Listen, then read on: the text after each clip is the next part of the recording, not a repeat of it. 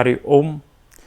Hoje eu queria falar então sobre como que você pode aprender um mantra, como que você pode ter ele para você, até mesmo para usar para meditação. Uma dúvida muito comum, que aparece sempre, a gente vai falar sobre isso, fica ligado aí.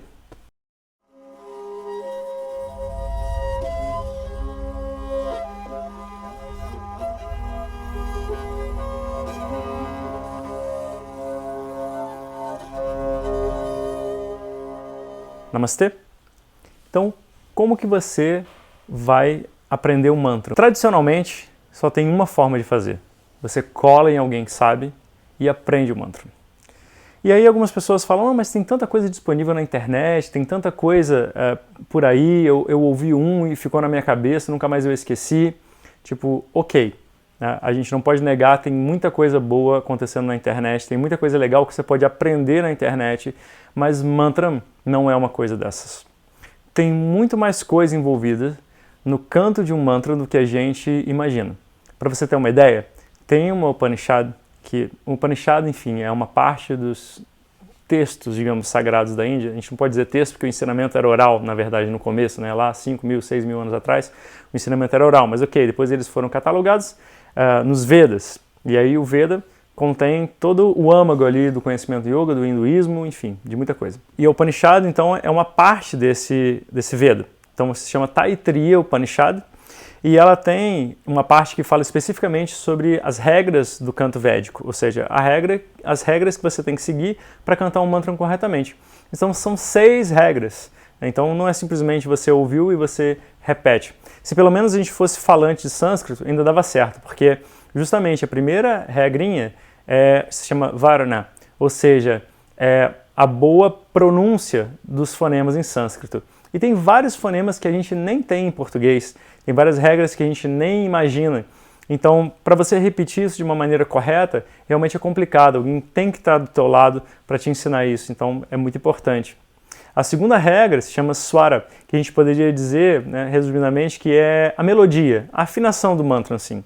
Porque o mantra, resumidamente, ele tem um poder por causa do seu significado, mas principalmente por causa da sua vibração. O mantra, ele não representa uma coisa, ele é aquela coisa sob a forma de uma vibração.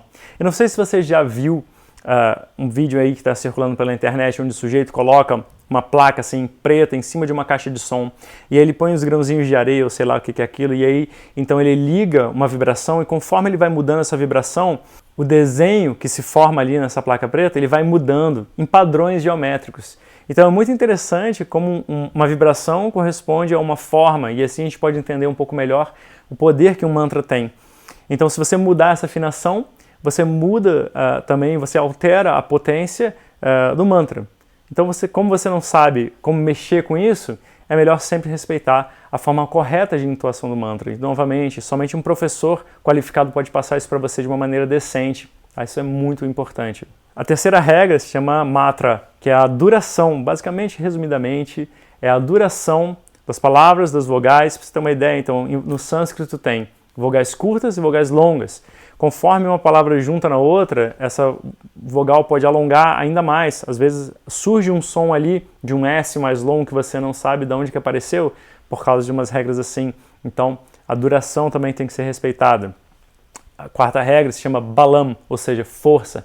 A intensidade que você imprime no mantra, que você começa com uma intensidade, você segue na mesma intensidade.